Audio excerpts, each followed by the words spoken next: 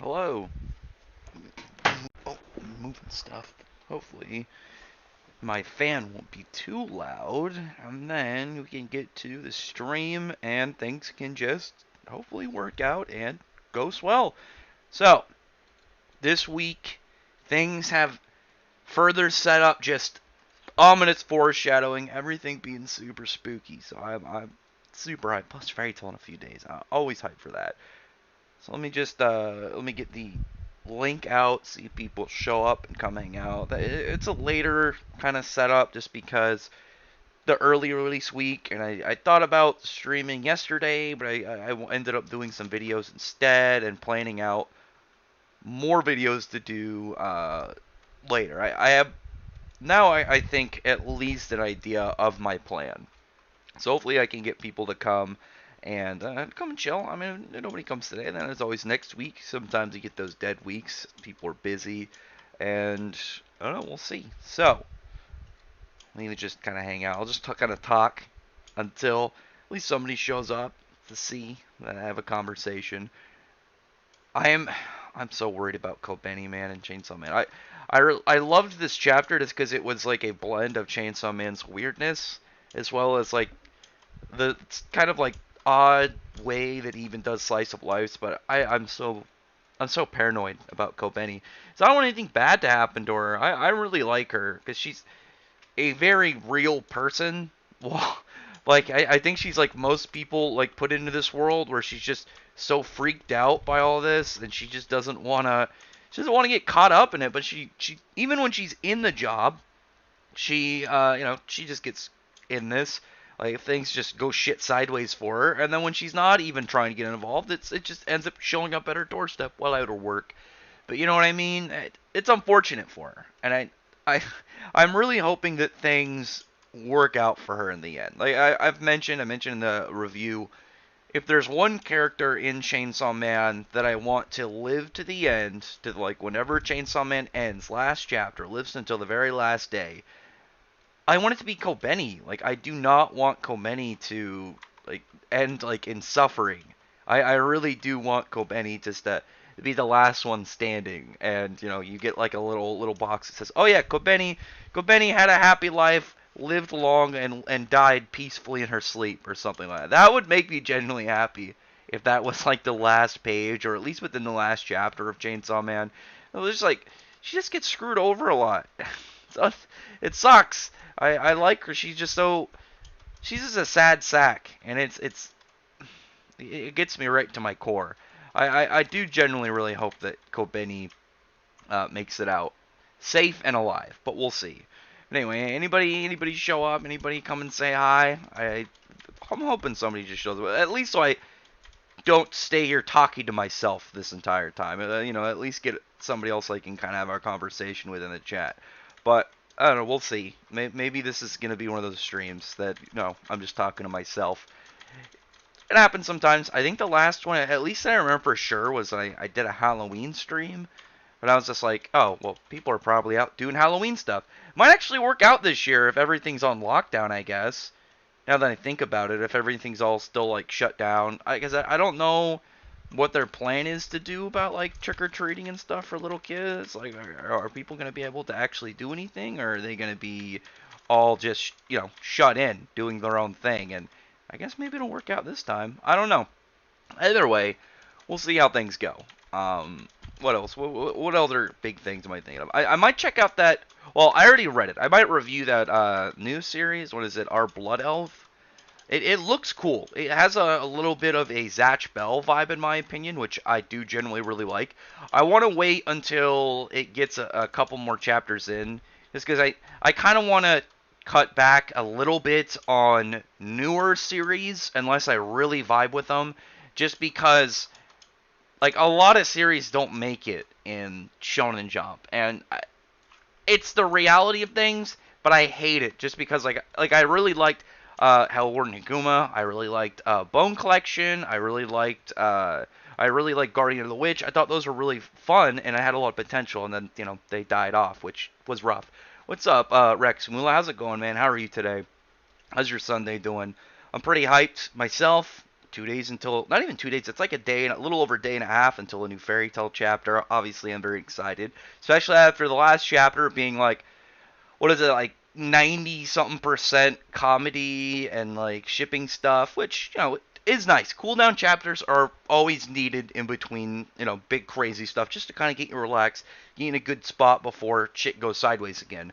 Whereas the very last bit had the whole Elentir thing, and I'm still very curious of who Elentir is. Even if we don't get a direct explanation in the next chapter, I'm really hoping we get like some form of extra foreshadowing. Like, I don't need a full, oh, this is who Elentir is, just full spread out of exposition dump and just info drop on us. I'd be perfectly fine with just an idea of what Elentir is. Like, is Elentir a god? Is Elentir a dragon? Is Elentir like some form of magic? Is Elentir some form of like cosmic monster? There's a lot of what Elentir could be, and that's the mystery that makes it really interesting right now, just because it adds such a level of theory crafting and looking back on older stuff to try and figure out what exactly it is. I've mentioned it reminds me a lot of when Zareth mentioned Acnologia for the first time back on Sirius Island, and we didn't even know what exactly it was. I remember when that happened. It was such a weird thing, because people originally thought Acnologia was the name of the spell that Zareth used when he killed Zancro, instead of obviously it being just one of the effects of his curse. So that same kind of like, well, what exactly is this? No context, out of nowhere, from this other, similar to Zareth, this ancient, extremely ominous and dangerous wizard that just makes it so much more of a tease, and I like that. I really do. There's a lot of possibilities that Elentir could bring up. Like people have theorized, is Elentir a god? Is Elentir like the god stuff would be really cool, just because it would just in the general idea, because it could lead into Ankh-Saram. What's up, Kimano? How's it going, man? I'm doing pretty good. Comfortable Sunday. Getting to the stream, chit chatting. I meant to start about a half hour earlier, but I wanted to wake up. I was a little bit sleepy, so I went and made some coffee. So I think, as you can tell, I'm a little bit more energetic than I think I am. I would say most streams I'm pretty chill, but I think people can tell, and like if I drink like an energy drink or some coffee beforehand, just to give me that jolt of energy, get me raring and talking. I'm very much hyped for the next chapter. What's up, Broken HQ? How's it going, man? I'm doing pretty hyped myself. Like I said, Elentir stuff big. Potential mother lore in Eden Zero. Oh, did you guys hear the beep? I got these new headphones. What's up, AJ Morningstar? I got these new headphones, and they were returned. So they're saying they're like the Razer Nari Ultimates. They're usually like $100 or $200, but these ones were only $120. And for the most part, they work fine. The only issue is like sometimes they do that beep, and that's relatively it. Like, I don't really have any other issues with it. I don't know though if it comes through on your guys' end. I think it does if I have it to hear sound, because it does go through the headphones. So I imagine people would be able to hear it. I don't know though. It's not a big deal. It's more of like sometimes if I'm talking and it just kind of pops up and it might mask over what I said. But yeah, there's a lot of big stuff going on. Like the potential mother lore, at least a little bit. Because one thing I've noticed with Fairy Tail and Eden Zero, because Hiromishima's doing both at the same time for 100 Years Quest and in Eden Zero. Like he does some of the line art for 100 Years Quest, but he does all the writing. And there are sometimes like bits that align up with Fairy Tail and Eden Zero. Like potentially in this next chapter, we're going to be getting some information both on whatever Elentir is, as well as on Mother. Like kind of like when we got Skullion introduced the same week as we had information on Elsie with the whole Skull Fairy thing, stuff like that. Like it's not like it's the same plots, but there are certain small traits that kind of like align with it. Like obviously like Water Dragon God, and a bit of a gap, but probably in the same planning than like with Drac and Joe, but getting Poseidon Arrow, because I'm guessing Poseidon's gonna have a water-based ability. I would assume. I wonder to what degree. It would be really cool to kind of have that kind of like an idea of like, oh, if he makes if he makes like some ability assume like Suzaku. Suzaku's a character I think a lot of people have taken a lot of interest in. He looks really badass. He's got like a pretty sick design and obviously like a really cool sword. And I really, really am hoping his sword like has its own name, has like its own powers. Oh, thank you for the super chat, Kamano. I'm working on my fan comic. When I finish, would you be willing to read it and give me some constructive criticism? Of course I would. I'm working on some stuff myself, but yeah, I absolutely I'd be fine with doing that. Like when it comes to the videos, I get distracted sometimes. I've admitted this. Sometimes I get distracted, and I am lazy sometimes. I um like when I drink I was not sure if I wanted to stream. That's why I made the coffee to wake me up and give me the energy. But sometimes I get lazy or distracted. Like I'll get caught up in a game or something, and then I lose the track of time. I've got a lot of videos planned out though. Like I have them all lined up and what exactly I want to do. Oh shit! Oh. He's busting a nut. You know what? Even if it's, I do really like that donation sound. It just, if you've never watched the video, watch Mind Jack. It's like a short little funny series. Like it's like a Chris Angel parody. But yeah, I still have a lot of videos planned. Like the Atlas Flame video, I'm planning to do a lot of videos in prep because of the Shadowlands expansion coming out the end of October. So I'm going to be playing the shit out of that. So I'm going to make a bunch of videos in prep, and a bunch of them are going to be character videos. Like I'm planning on doing one on Hades because I really want to go over just Hades' character and just talk about certain things like the fact that he's essentially Magic Hitler with the themes of Hades from Greek mythology and Odin from Norse mythology. So I'm gonna do some stuff on that. But yeah, I'll definitely check out your stuff, man.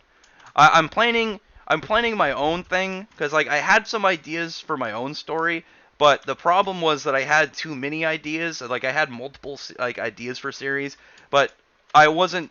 Anytime I got on one, I would end up neglecting all the other ones. So I'm trying to like focus them all and take the things I like from each of them and combine it into like one collective thing.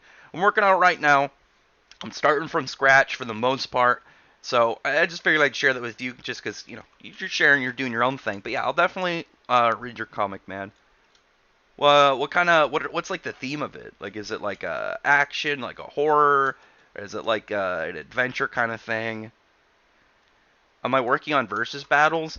There's a couple of things I have for an idea. Like, I think part of the issue that I have had in the idea of like the way that I was doing it before when I was doing character profiles, it takes too long to set up some of those. So I think what I'll do instead is I'll explain the characters in the video and just do it that way and try and do it in a much shorter way. Not do it like Death Battle where they have the previews and then like they go over each of the when I go over each of the characters, it won't be like, "Oh, here's their deep lore." It'll just be like, "Oh, these are the characters, this is what they're from, here's a little bit about them." And then obviously I won't do like an animation thing, but I'll discuss the key component or key points between each of them of why I think, you know, which one would win and where. I'm still planning my Jalal and Laxus video. I've already got that all planned out. The only thing I need to redo is I need to rewrite the script because I was trying to write a script for it, so it kind of ran smoother. And then I've already figured out how I'm going to do it. I figured out how to do the editing style that I want. I just have to set it up and record it. So that should be soon. Like I said, I'm planning to get a lot of stuff prepped up for the end of October because I'm going to be really busy around that time with World of Warcraft, pretty much. I'm really excited for this new expansion. But yeah, obviously, like I said, thanks for the super chat, Kimano. Always appreciate it, man. The Atlas, just so you know, the Atlas Flame video is in planning. I'm trying to do a lot of character profiles, primarily Fairy Tail, and then I want to do like it's probably going to be primarily like the 5 series that I usually mention, like Fairy Tail, Eden Zero, Black Clover, Chainsaw Man, and Jujutsu Kaisen. Just because like those I'd say are like the ones that I look forward to most every week. So, well, I guess in Fairy Tail's case, every other week. But you know what I mean? Those are the ones I primarily want to talk about. Obviously, Fairy Tail being the primary, but I'm going to try and go in order because I also want to do. I want to get back to doing those reread videos that I was doing, but I got so distracted and trying to do like editing plans. So it's definitely something coming up. I'm just trying to get like everything back on track. Oh, thanks, Michael. Am I pronouncing it right? Michael Asante? I don't know if maybe if like the E is silent or something. Oh, I appreciate you liking my videos. Because like the style I try and do, I've discussed it a little bit before. I don't know if how many times I've seen you in the streams, but like I'm trying to do for like my explanation or like character discussion videos. I'm trying to make it a little bit more kind of like not in the idea of scripted, but more of like thought out, and then make it seem more of like you're watching like if you're gonna watch a short clip on like something on Animal Planet, like this is this animal, this is its the information about it. It's just gonna be like a much more well planned out, and it seems I don't want to say professional, but it just seems more clean, I think is the easiest way to say it. Whereas my chapter reviews, I like to just do them and talk. I don't like to really edit them. I don't like to do anything outside of just the raw conversation, just because I think that's the better way to do that, and it feels less of like I think it just feels more natural when it comes to that. But yeah, I appreciate you like my videos, man. What if magic attributes would give you the main characters of Fairy Tale Next Generation? Also, the main ones, like Gray, I really would like Gray's kid to be a Slayer. I want him to be a Devil Slayer because I've heard some people like mentioning like wanting more types of Slayers, and I've seen like the fan styles of like Phoenix Slayer and Giant Slayer. I don't want any more Slayer types, general Slayer types right now until we at least get some more more spread on the ones we have. Like we've got a lot of Dragon Slayers, obviously dragons being way more like set in the series. We're not going to get a lot of Devil Slayers, but I'd like to see at least a little bit of like their origin. I mentioned like idea of like what you could do, like if you had like I want there to be more spin-offs like got like Godgil, Laxus, the Sting and Rogot. They do one with like the Strauss siblings, and then you could have like a Devil Slayer be the main villain, and maybe Devil Slayers like came from like a family, and then you could have like the main guy be like after Mbira Jane or something, because then you could just like have a bunch of Devil Slayers all in one fell swoop. Just have a bunch, just like you do like 3 or 4 of them or whatever. God Slayers are kind of like the weird one because God Slayers are like even though they exist, they're never really as relevant as Devil or Dragon Slayers. Mainly because there's not really any in the main cast. We don't see them very often. But I would love it if like Mishima would combine the devil slaying and then obviously like Juvia's aspect, and then their child, and then you could have like a Storm Dragon Slayer or something. Um, Natsu and Lucy, I can just imagine like a Storm Dragon or Slayer. I mean, I'd say I'm imagining obviously like one of the first things I was imagining a lot of Dragon Slayers because or at least Slayer magic wizards in general, and then like actually one thing would be I feel like a lot of those are really easy, just an idea of having like Natsu and Lucy, celestial magic and dragon magic. Okay, like a celestial dragon slayer, like a star dragon, or one thing that I think actually would be really cool is what if Mishima had more Zodiac keys, but instead of those Zodiac, it's like the Chinese Zodiac, so you could have a dragon key, kind of like the what is it, dog, like dog, tiger, horse, pig, like all those ones, like anybody who's seen like Jackie Chan's cartoon, great cartoon by the way, but I didn't even think about it. One would be really interesting would just be Elfman and Evergreen's kid, because Elfman obviously with takeover magic, and then Evergreen, she essentially has fairy magic. But I'm trying to think. I actually think you could just do a takeover, but instead of like Beastle, you do like a mythical beast style, but it's more in like you could have like a daughter that does like more like the idea of Elfman's like takeover magic, but towards like what their mother does, and so you could have like more of like the majestic and just kind of like beautiful magical creatures. I don't know, like a unicorn or a Kirin or I don't know. I was gonna. I mean, you could just say Mothra, even though it's not like actually like in mythology. It's still something you could use, but stuff like that. Now that I think about it, is more interesting just because of the ones that are very different in their abilities. Because the ones that you're gonna want to see the most when it comes to like the Offspring Slayers and stuff. I mean, I still would pick my favorite ship for Laxus right now is with Kyria. So like you know Dragon, Lightning and Blades. You're gonna get like a Lightning Swordsman, which would be badass. You get like somebody kind of like Suzaku but with a lightning sword. That'd be amazing. Gray versus Gaju, who would win a fight? I'd go with Gray. I do think Gray's stronger than Gajul right now. And plus, like with the fact that Gajul kind of shifts in and out of the spotlight, you know, he's the way that I've always kind of saw Gajul and like Juvia is they're like main cast adjacent. I almost said adjacent. Main cast adjacent, so they're kind of like on the bench of like, oh, okay, come on, get in there, you know, get in the main cast. You guys are up this round. Whereas like the full main cast, Natsu, Lucy, Wendy, Urza, and Gray, and I know Happy and Carla, but they're used and obviously like do stuff. But I mean like they're almost like not side characters. They kind of like come with Natsu and Wendy, so like it kind of just count them when saying it. But I genuinely think that Gray is stronger, and Gray is going to keep getting stronger. Like Gajil is going to get stronger, but I don't think nearly as at a fast enough rate. And as well as he's not gonna, what I would assume, stick around the entire time where Gray is, and Gray is gonna obviously through progress of just getting stronger is gonna be, you know, within the arc more, and because of that he'll grow more and more as things go. Asta, anti-ultimate, sword magic, demon, equinox, conquer, whatever. I mean, Asta, like, what I would want for Asta to have, like, an ultimate style, I mean, literally you could just have his super giant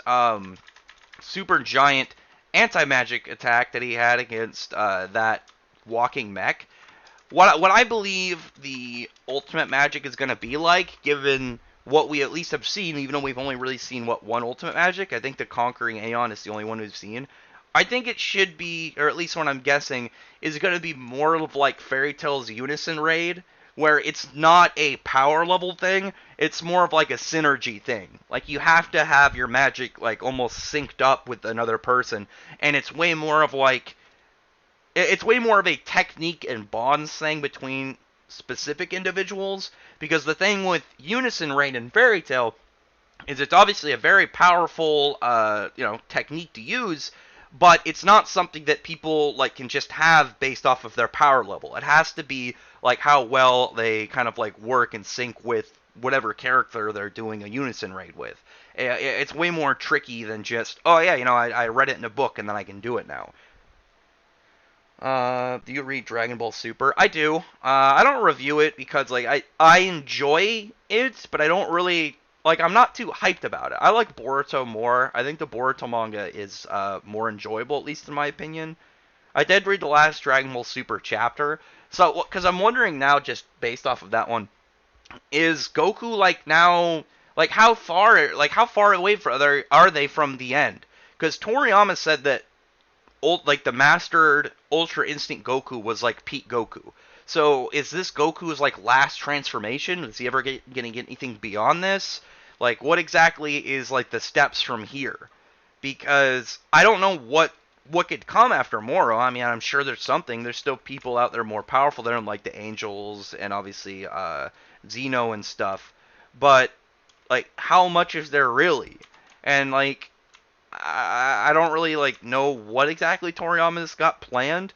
And when it comes to Dragon Ball, like they mostly just pop characters out of nowhere. I mean, like I don't think anybody really cares too much about like foreshadowing villains long in advance for Dragon Ball. I think they just want to see Goku go in like badass fights and see Vegeta actually be the one that makes like a lot of progress. Goku did make some nice development in the last chapter though. That is true. What's up, Guillotine? How's it going, man? Yeah, but how are you guys all today? Is everyone having a good Sunday? Having a nice, comfortable week? We're already almost done with September. I'm definitely looking forward to October. A lot of good stuff coming in October, the spooky month. So we're going to probably see like a good Halloween cover on a lot of different things, like some Halloween cover pages on different series. I know Hiromashima's going to put some stuff out on Twitter. And probably a way to. I'm hoping maybe we can get some nice Halloween cover page or color page for Black Clover. Chainsaw Man as well. Like We could only ever wonder what Fujimoto was gonna do in this strange mind that this man has. What's up, Red Eagle? How's it going? Hey, how are you today? I'm definitely looking forward to that. And like I said, Shadowlands, I'm super hyped about. And then Jujutsu Kaisen on the second. The first episode is out. It doesn't officially premiere, I don't think, until the second. But they did, which makes me think: are they gonna just have that week be the episode, or are they gonna have like episode two? Because it was like a preview, and they previewed the first episode, and obviously people got it, put subtitles on it, put it online, and I really liked it. I thought the animation was great. I'm really excited to see the anime and see how people react to it that don't read the manga, and this is all going to be fresh for them, especially with stuff like Satoru, just because Satoru is such an entertaining badass. Boruto fight scenes are trash in the manga. I mean, they don't have like all the crazy animation that they do in the anime. I don't dislike them, but obviously they're not going to compare to like stuff like Naruto and Sasuke versus Momoshiki or anything. They're fine with me. I did really like watching wow, what is it, Ishin? I'm trying to remember the actual one because I was gonna say Jigen, but like I think Ishin's his real name, the specific Orotsuki that's in his body. Kick, but he was it like he kicked. It was it Naruto out of his tailed beast mode, or was it Sasuke in his Susanoo? Kicking them out of it was just badass, and just the general idea. I thought that was just cool. Do you think 100 Years Quest is better than the original? I mean, it's not like it's a different series. It's a direct continuation. It's really just the arc. I like the pacing a lot. I think it's really solid. Like I don't really know like what's really different between like 100 Years Quest and before it. The only real difference is that there's not a lot of stuff that just seems like I don't want to say filler. They're kind of just like, you know, bulking content for the chapter. Like if you have only 14 pages worth of stuff, but you're like, oh, I need to get 3 extra pages for the chapter. So you just have some like goofy comedy or stuff, or some character interactions or stuff, just to kind of fill up some time. Like there's not a lot of that in 100 Years Quest, which I really like about it being bi-weekly every other week, or is it bi-month? No, it's bi-weekly, I think. I mean, that's the only real difference, in my opinion. It's just there's not a lot of that kind of sit around stuff. It's still Hiroshima writing it. It's like it still feels like the same characters. It still feels like the same battles or the same style. Like it's got the same tone. I mean, I really like them both a lot. Will I review the Jujutsu Kaisen anime? I don't think so, because like the only thing I would really like do like differently for the anime is like comment on like parts where like animation looks really good, and I don't do face video like reactions, so I don't think it would have the same impact as like watching somebody else do it, especially like when you subtract like watching like it blind, but also watching it like with a face view. It's not the same. Natsu versus Sanji. Wait, Natsu versus Sanji Chainsaw Man? What does Sanji Chainsaw Man do you mean? I don't know what that means. Obviously, Natsu versus Sanji. Natsu would one-shot Sanji. There's not a single character in One Piece that can beat Natsu at this point. Absolutely not. No. Like, One Piece characters can't compare in power levels. I mean, people can disagree with me, which they'd probably bring up like, oh, it's the sales, though. I'm like, we're not talking about sales. I don't care. I don't care if somebody likes One Piece more than Fairy Tail. But if they want to talk about power levels, I mean, it's super concrete which one is more powerful than the other. But yeah, Natsu would absolutely destroy Sanji. It wouldn't even be a fight. He could honestly, he could literally backhand him without even really doing anything and completely kill him. Like Sanji doesn't really fight anybody big, whereas like Natsu fights people that would like mutilate Kaido. So, which is good. Which is doing great. 100 Years Quest or One Piece. Wait, which is doing great. I mean, people really like Wano. I don't really care for it. If you're asking my personal opinion, obviously I like 100 Years Quest way more. Like, Wano, to me, I'm not super invested in One Piece. I read it, but I'm like, I don't really care a whole lot. Like, the only thing I really think about, like, when it comes to chapters is a character I like going to do something. Like, I don't know. I don't really get hyped in Wano. Not really at all. I mean, that's just because I'm not attached to One Piece. I read it, but I pretty much just read it because it's in Shonen Jump and it comes out the same time that a bunch of series like Chainsaw Man, Black Clover and stuff. Like I like My Hero more, and I don't even really talk about My Hero that much. That's just my opinion, though. Obviously, like other people can like One Piece, and that it's their opinions, not mine. If they like One Piece more, that's whatever. Natsu got all the glory. Laxus already had his fight with Urza. Gildarts isn't around. When will Gajil get some love? I'm hoping Gajil gets something. Like Gajil needs to get a power up. Gajil needs some form of increase. I'm really hoping that Gajil like somehow learns a degree of like size enlargement from Brandish. Like maybe like afterwards he's like, I really like doing that. Can you show me how to do that?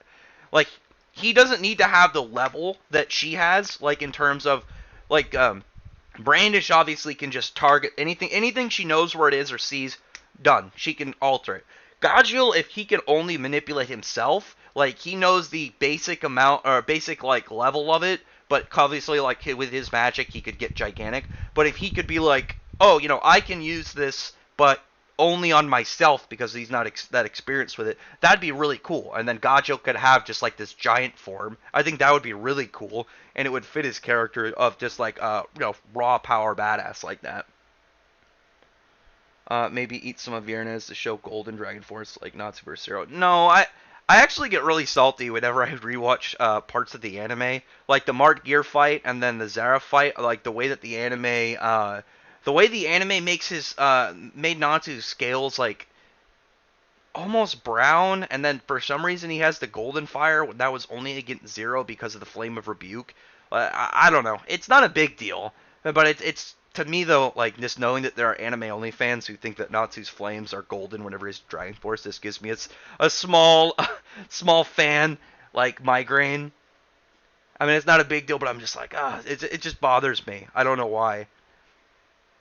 Um, I think it's gonna like some One Piece fans that like when they made it seem like Luffy could actually contend with Kaido a little bit in the anime when it's like, no, that's not how it went. Like he got demolished. And Natsu beat Goku. I mean, so the only way that Natsu could beat Goku is Savage Dragon Fire and he hits him. But like obviously Goku is way more powerful, way faster because like Natsu has a way of hacks, but Goku has, absurd like higher levels of power and whatnot, as well as Ultra Instinct has. Ultra Instinct obviously would be like operating on its own. So even if Goku doesn't know about the like level of Savage Dragon Fire's like brokenness, he would still like automatically work to dodge it. But obviously like that's the only way. That's kind of like how there are characters who are just really broken that can still beat people way higher above them from just absurd abilities, but sometimes that gap in power and like stats and stuff is too big. Like obviously the idea of like if you put them against each other, like Goku could just blow up the planet. Kilo versus Gray, Gray's gonna win. Even Grand Magic Games Art, Gray's gonna win. Gray's gonna do absolutely fine. Like Hunter x Hunter has pretty low power levels. Like most of Hunter x Hunter, even Hunter x Hunter's strongest would even be like wouldn't even survive a fight against Grimoire Heart. Like Miruam, even after getting like put back up with like his Rage Blast and stuff, he wouldn't stand a chance against Hades. He'd get demolished. Like Hunter x Hunter doesn't have like big power levels, which is weird because like Yu Yu Hakusho had some pretty solid power levels. Like they have like some country level threats and stuff. But I'm pretty sure that it just never got to like in those bigger areas because the series just kept going on hiatus time and time again. I meant Denji, not Sanji. Natsu's gonna completely demolish Denji. Denji can't fight him. Chainsaw Man has a couple good hacks, but like their power levels aren't very big. Like Natsu can just literally kill Denji by just standing there and like heat radiation alone.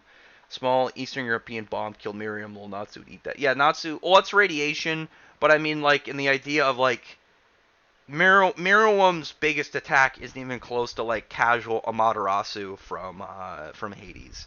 That's just power level gaps. Some series just have bigger power level gaps. Like look at something like Toriko or Saint Seiya, Yu-Gi-Oh, or Pokemon. They all have like absurd power levels.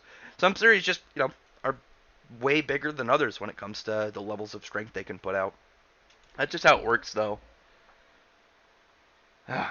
Man, I'm really excited for a lot of the stuff upcoming. And now, like, we're getting an Eden Zero game, which is really surprising. We're going to be finding out a little bit of info on the anime. I'm guessing we're going to get, like, a POV or a trailer. I really just want to find out who's doing it. I'm really hoping that it gets a solid animation group. Because it doesn't have to be weekly, like Black Clover. I think a lot of Japan is realizing that at least the bigger people, after like the success of Kimetsu no Yaiba, they should focus more on trying to keep the episodes confined enough that they can do really good animation. Because that'll get people really hyped and get people to check the series out. Like, obviously, the easiest way to get some people interested in the series is a badass scene. I mean, that scene in Kimetsu no Yaiba where Tanjiro had that, the big fire slash against that demon, that went super viral, and then people jumped all over that series. And it's gonna happen with Jujutsu Kaisen as well. So like, if 100 Years Quest or Eden Zero get similar treatments, it's gonna be really good. When it comes to the anime, especially 100 Years Quest. 100 Years Quest couldn't be weekly. It would have to be seasonal. They would catch up to the manga too quickly. Like, the only weekly anime, like, in a lot, like, can anyone even think of another weekly anime that's come along that's gotten big besides Black Clover? I can't think of any. Black Clover is the only one that I can think of that's done that. Like, everything else really has gone seasonal. Zera versus Naruto. Zera's too broken. He'll just stop time and rip his soul out of his body. Do you think we'll see Ignia's mom? I mean, Ignia needed to find a woman. I don't know if she's relevant, though, is the problem. She's also probably dead. Maybe she's in Ignia's, maybe she's in wherever Ignia's kind of place is. It's possible.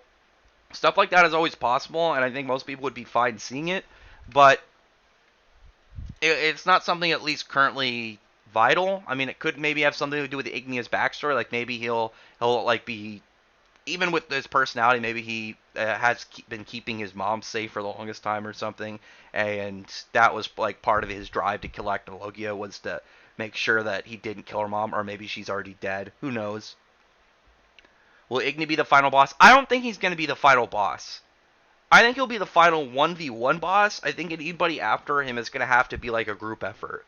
Because out of all of them, like, Ignia, I think needs to be a 1v1. Natsu versus Ignia, I think has to happen. I don't think it's going to be, characters join in. It could.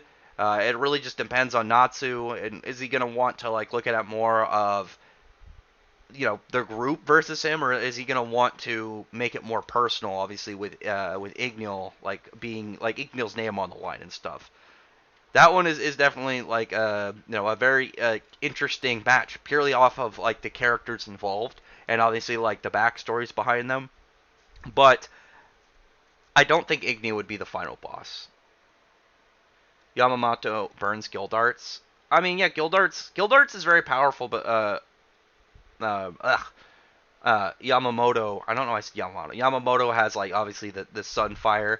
I mean, the thing between them though is that Yamamoto's heat radiation was strong, but it didn't have like a huge range of AoE. You had to get on him. So if Gildarts could disassemble him, I think Gildarts would win, purely because at that point, bam, massive stat decrease. And he can already hit ethereal things. He can hit things that aren't solid. He can hit energy. I think it would, like, one of the things about like matches like that, it really comes down to whichever one hits the other with a big move first. Is Gildarts going to disassemble Yamamoto, or is Yamamoto going to slash up Gildarts? Like, the obvious answer that I would say is I would put Yamamoto more often than not, because Gildarts obviously is more of a brawler. He's got ranged attacks, but he has to land most of his punches, and he's not really going to have that against Yamamoto. Gildarts would need like to do more of just like normal crash, like a blast that he can do. If he lands disassembly though, I think he'll win. That's the big thing for him. Whereas it's easier for Yamamoto to get this, he's just got to get one of his like Bankai slashes. But obviously one of those things as well is in the idea of Yamamoto versus Gildarts, Yamamoto can't win unless he's in Bankai. If he's Shikai, he's not going to do shit. If he's in Bankai, that's a different story. And so, like, it comes down to which one really is hitting the other with a serious attack first. And Yamamoto takes a lot to go Bankai, whereas Gildarts doesn't have any, like, oh, I need to get in, like, a powered-up state that he, I only use during certain situations. Maybe he has, like, a power-up mode we don't know about yet, but, like, maybe he got one and developed one over the course of, of the last year or something. Either way, I actually kind of want to say Gildarts now, because like I said, Yamamoto has to go into his Bankai, and it's not like he just jumps into Bankai. He only goes Bankai if it's like he knows he has to. So actually, I'm gonna switch my answer to Gildarts, just because I do, like I said, once if he's in Bankai, it's way easier for him to kill Gildarts than Gildarts is to kill Yamamoto. But Gildarts has what he needs to win, disassembly and just raw power, he uses in base, whereas Yamamoto does not. So I'm actually going to switch my answer on that one now that I think about it. Anyway, let me scroll up. Let me see. Gildarts first. I already read that one. Where is this? How far would Alderaan go in Bleach? I mean, Alderaan can honestly kill almost every character in it by shouting. Like Alderaan's yell alone, like clearing out the sky from horizon to horizon, shattering mountains, not even counting like a dragon actual roar, which, man, I wish we got to see that. I always get salty whenever Machima doesn't show a dragon roar, even if it's not a crazy power level thing. Like, I just want to see it. But, I mean, maybe his shout was pretty much the same thing, and that's what he has. I mean, it's fully possible. But, yeah, I mean, honestly, I feel like Alderaan will do just fine. Because, like, who even in there can really kill him? Because he's so damn big. Maybe Yamamoto with Bankai, but, like, the same thing with Gildarts. Like, he'll kill him beforehand. And then, like, what would Yacht even do? He can't really do anything. Juha, like, he can't really do anything against Alderaan. Like, Alderaan's size alone makes him such a dangerous person. And on top of that, like, the God Seeds are part of him, so they come with him. So you're gonna have to deal with the God Seeds. And the fact that you have, like, Gears is just gonna be broken, stopping people using, his ability that essentially affects a person with, like, time hacks. You have Wolfen, who is going to be making copies to a massive degree of characters who are dead. And especially if you put him in Bleach, that's going to count characters who are already dead, so he can make just a mass spam of Yamamotos. So Alderaan, I honestly think Alderaan could clear. I'm not part of the group that thinks that Bleach... there are a lot of people that circle jerk Bleach power levels, but I'm not part of that. I think that's so silly. August versus Yamamoto.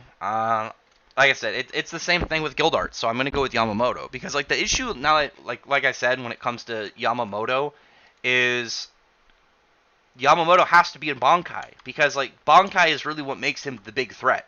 His Shikai is cool, but it doesn't really have even close to the level of danger that his Bankai does. Like, his Shikai is just a badass big fire sword. It's got large, just massive attacks, and he's physically really strong, but when you think Yamamoto's dangerous things, it's pretty much all his Bankai. So, like, August can beat him before that. Before, all he has to do is just do some big attacks before his Bankai gets off. Here, about Jump Fest of Black Clover is getting a huge super stage. Movie, maybe? Movie? And you actually saw Sesshomaru's mom. Yeah, but Sesshomaru's mom, like, it wasn't, like, Inuyasha and Sesshomaru's moms were kind of more important than, like, seeing Ignia's moms. Like, Ignia's mom can be shown. We don't know Ignia's backstory yet, so we don't know if she's important or not. Or if she's just, she had Ignia. We don't know the degree of importance that some characters obviously have until we get to, getting glimpses into said backstories. Because, I mean, she could easily just be a dragon. We don't know if she's a big deal. Maybe she is, maybe she isn't. Igniver's not to break Ignia's heart. I don't know, because, like, Ignia will probably care about Ignia if he just knew him. I think it would be kind of like a situation like Kana and Gildarts, because Ignia did learn how to love another person with Natsu, and I think that at that point, like, meeting his offspring would be a completely different scenario post, like, raising Natsu. So I think afterwards he'll be really sad. I'm still really hoping that Wendy uses Milky Way on Natsu's scarf and calls Igneel back, and we can see Igneel talk to them. I think that'll be amazing. Maybe we can get a new animation studio or a new game or a game. I want a 100 Years Quest anime so bad. It would have to be seasonal, even if it's a longer wait. We could get better animation, nothing rushed. Like we could get the first season just be going through the arc with Merc Phobia. We can get Merc Phobia in one arc, easily kind of paced out. Get something between like 12 to 16 episodes or something, and it would be great. And I'd be really happy. Get some really solid studio, and especially like I said, like when it comes to like a lot of these animes right now, I think they're aware now. They'll make more money from just having less episodes and way better animation because that's what gets people really hyped. Let's see. Maybe Gray won his fight with Elentir. Had she truly wanted to kill him from the start instead of wanting to use the ice shell in Hades? Yeah. Gray. If Elentir was serious from the start, Gray wouldn't have really lasted. She kind of messed around with him a little bit. Gray though, obviously with his blood ice really messing with her, I think that was a big turning point for Gray's favor. But Elentir lost because she lost the will to fight because she found out the thing that really was her reason to do everything was wrong about her mother and stuff. Because she thought she hated her mother over thinking she abandoned her, and she wanted to go back before she hated her mother. Time travel before these emotions kind of like came up. But finding out her mother never abandoned her, and she thought she died, and how much damage it did to her just thinking about like the whole setup of thinking she lost Elentir, and she kind of did, but that really messed with her a lot, and that really broke her from fighting any further. If that didn't happen, I think Gray would have lost. I mean, yeah, Gray would have lost. It's not like I thought he would have. He would have. Comes down to who's faster. It really comes, I mean, to a degree, but it really comes down to which one gets their big things first. Let's see. Natsu and Arachnologia both had their villages and families destroyed by dragons. Natsu and goods. Yeah, Natsu and Arachnologia have very similar stories. The differing factors are their mentors. Natsu had Igneel, and the Doctor had the original Arachnologia, whereas Natsu stuck with a lot of Igneel's teachings. What the Doctor got from Arachnologia was completely shattered, and he took on that big, generalized hate that Arachnologia had on humans for potentially becoming dragon slayers, and that's where the Doctor kind of like put towards dragons, and then eventually taking the name Arachnologia and becoming who everybody knows him to be. Thoughts on Phantom Seer? It's cool so far. I like it. Natsu versus Julius. Natsu's gonna win. Natsu will burn all his magic and then completely body him. One of the things that Natsu has drastically over Black Clover is, one, he can burn magic. Two, he's way more combat skilled than I think anyone in Black Clover. He's way more set at improvement mid-battle. He's got massive AoE. He's got experience like fighting people already with a lot of the big magics that are in Black Clover, even anti-magic. It's not the same thing, obviously, between Yuka and Asta, but he'd understand the gist of the idea. This energy cancels out magic, and Natsu, on top of that, has experience fighting people with weapons. As well as there's a big gap between Black Clover, the way that the swords work in Black Clover versus how they'd work in Fairy Tail. Like, the Demon Slayer sword would be way less effective in Fairy Tail, but the Demon Dweller sword would be more effective, just because of how magic enhancements work in Fairy Tail versus like how they work in Black Clover. Ishiki versus Alderaan. Isn't that which guy was that? Was that Boruto? Because I'm gonna go with Alderaan. Like, he's gonna beat him. The Almighty's OP. The Almighty though can only pretty much gives him another chance to fight certain characters, as well as it gives them an idea of it tells them their abilities and whatnot. What is that really gonna do against Alderaan though? Alderan's too big. He's gonna be dropping gears and Doom. Completely fuck him over because you have mental time stop, and you have fate manipulation auto death. That's killing him. That's killing him absolutely. Like the Almighty is really powerful, but Alderaan's combinational hacks, as well as like the sheer size of him and just getting on him in general, is terrifying. And on top of that, the God Seeds, aside from the Alderaan one, will regrow momentarily after, if you destroy them, they're going to come back. There's no real defeating them unless you defeat Alderaan. And his sheer level of power, combined with hacks, makes him too dangerous. I don't think that he's really going to have a chance against Alderaan. Eden Zero is Mishima's peak. I like Fairy Tail more. I can see why some people would like Rave Master more or Eden Zero more. Like, they're very different styles. Like, Rave Master is much more of like a hero's journey. It's way more set onto one overall kind of plot. Whereas like Fairy Tail is primarily, like, if you look at everything in the series, like, there's a lot of, like, I want to say side plots that all link back into the main plot.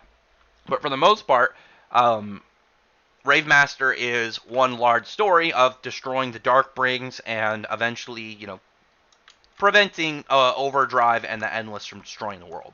They can they peer into certain other, like, smaller adventures, like stuff with Doryu and Hardener, but those are only in the journey of, getting to these Dark Brings and whatnot.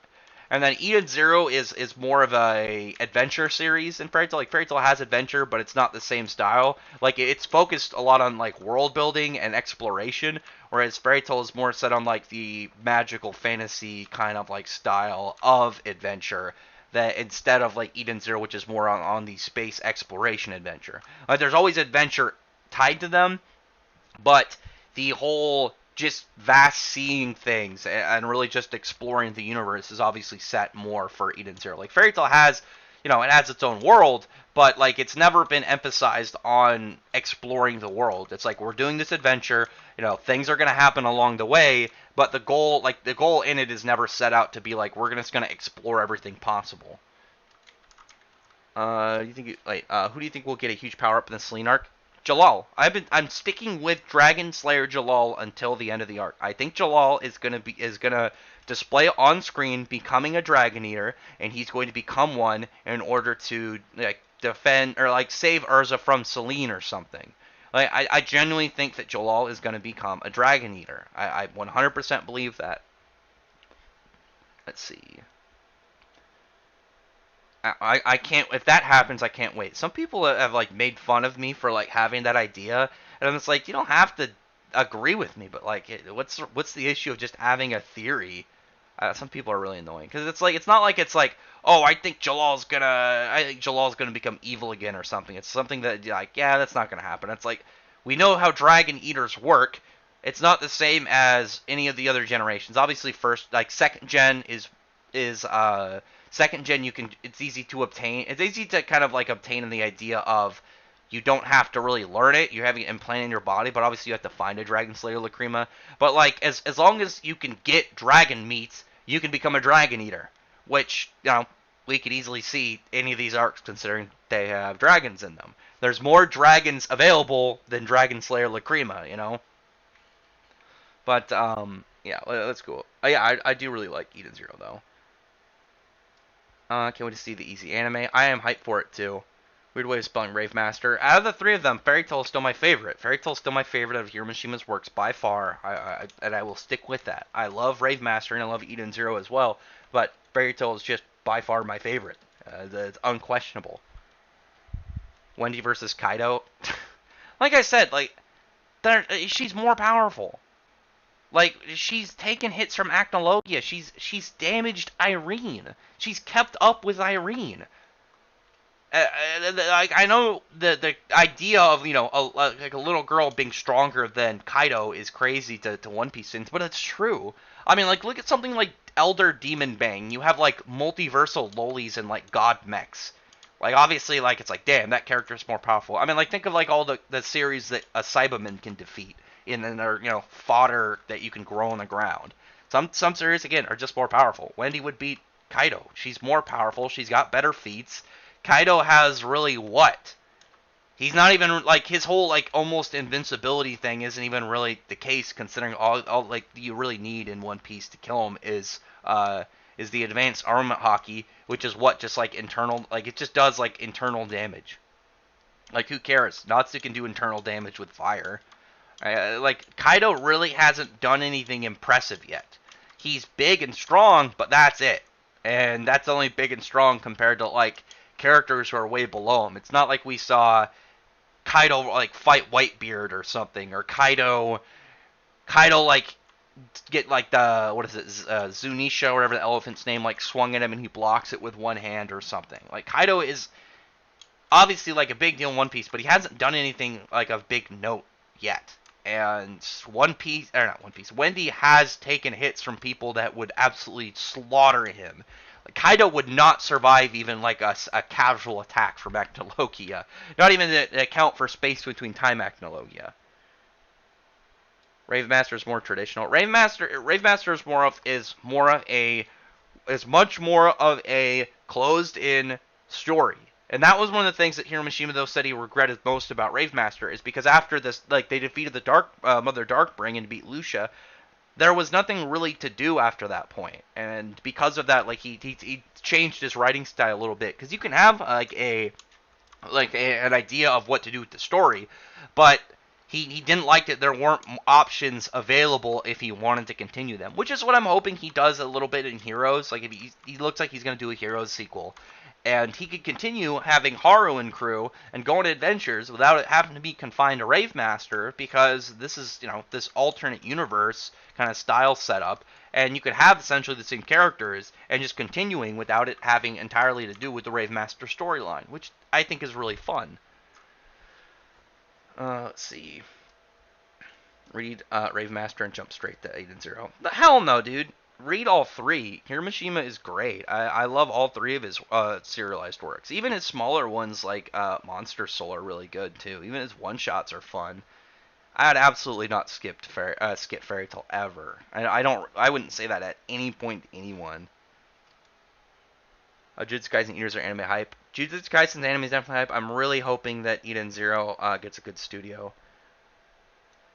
Juha has Yamamoto's Bankai still in his pocket, and yet he never used it, so who cares? It's not really going to matter. I mean, what is that going to really do anything if he's already getting hit by something that he doesn't do regularly, and he's getting hit by Gears and Doom. Like, Gears' ability makes you forget how, part of the build-up for it makes you forget how to do your abilities, and makes it so if you think you're doing them, you're actually not, which completely fucks over the Almighty, and sheer the idea of it in general. And on top of that, bam, Doom. It's fate manipulation. You're manipulating fate with an auto death. Like beating Alderaan, you're fucked going alone. You would have to be so overwhelmingly above them and being able to fight all 5 of these characters at once. Not even 5, because, in the idea of, oh, well, he's got Yamamoto's Bankai. Okay, well, Wolfen could make dozens of copies of Yamamoto. So what really big threat is there? With that. He's just gonna make more of them. And even if you kill Wolfen, he's gonna keep growing. You would have to have something kind of like how Natsu outsmarted him with Zeref, who's got a curse from something above Acnologia from Ankh Saram in order to really beat him. The God Seeds are broken. They're broken abilities. Obviously, they're outside of the God Seed Alderaan. They're not, Wolfen is different, because Wolfen is situational. But, the other 3, Metro, Gears, and Doom, they're not, durable tanks, but they're all broken. Well, Gears is dangerous in the fact, obviously, he's got very durable big wood golem spams. But he's more of useful in that he would make it more chaotic just trying to fight him. Fighting Alderaan solo would be super difficult, because you're getting power, hacks, regeneration. You'd be screwed. The other God Seeds as outside helper. They're not. They're part of him. They're part of his body. They are 100% part of Alderaan. It's like saying Pain. It's like saying trying to fight Nagato without including the Paths of Pain. They are controlled by him. They are part of his abilities. Eden Zero has the best story, Fairy Tail's character. I wouldn't say Eden Zero has a better story. Absolutely not. No. Absolutely no. Zeref's story is the best one that Hiromashima has written so far, period. Zeref being this tortured dark Jesus, essentially, that the first 200 chapters is a complete build-up misdirection, and how Zareth was doing, even in the ideas of what people thought Zareth was bringing them, he was in a way, but not what they expected, with like the idea of the Neo Eclipse, because there are all these ideas of this better world that they thought Zareth was going to bring and create, which he sort of was aiming to that, but that's while undoing their world entirely. Like, Zareth is a amazing character with an amazing story, and the fact that he also, like, on top of that, he is part of he's part of a connecting point of almost every single thing in the series. Like, the three most influential characters are Zareth, Irene, and Acnologia. Obviously the Dragon Slayer Acnologia, not the Dragon Acnologia. And Zareth is by far the most. Zareth connects to literally the entire main cast. If you take Zareth out, you have Natsu and any of the Dragon Slayers, any of the 5 Dragon Slayers don't go into the present, not the present story. They don't go to X777, so they never end up doing anything. You never have Sting and Rogue doing stuff with Sabretooth. Natsu never joins the guild. Wendy never joins the guild. You never have Gajil anywhere around, either in Phantom Lord or in Fairy Tail. Lucy would never have lost her mom, because the Heartfeeler family never would have been bound by the Dragon Slayer plan with the Eclipse Gate. Gray's family and village never would have been destroyed by Deliora, so he never would have went off to go join the guild. The Urza never would have been born, because Irene would have just kept her inside of her womb as a dragon. The Fairy Tail Guild never would have existed, because Mavis and everybody never would have learned magic, and never would have got back, never would have got their treasure back, and never would have formed the Fairy Tail Guild. Like, Zareth is by far the best character Mishima's ever written, and his story alone is by far, like I said, the best one he's done. And even how he went out, like I absolutely do not agree at all that Eden Zero is the best one that Mishima's made. Absolutely not. Not even close. Hero and spin-off crossover. I'd read that. That'd be cool. Surprised how Eden Zero has no romance. Not yet. Like, early Fairy Tail? Like, what? You didn't even get really anything real with Jalal and Urza. Like, their romance wasn't really even a thing until you can kind of look at the Nirvana arc during all the Dracion states and stuff, but really it wasn't until after the time skip when Jalal and Urza actually kind of like were able to be like romantically more towards each other. Because Gray didn't even really kind of like show any affections towards Juvia until Sirius Island. Natsu didn't even really show any romantic interest in, even any romantic signs towards Lucy until the Grand Magic Games, I would say. Like, before that, you can kind of see like ship moments, but it's not like there was any romantic tension or really feel between them. Like, it just hasn't happened yet. I mean, like, look at Rave Master. Like, there was nothing really in Rave Master for a long time too. Like, it's character established, and long before they end up kind of like moving towards any ships, any legitimate ships rather, because like they start out more kind of I'm stuttering over this.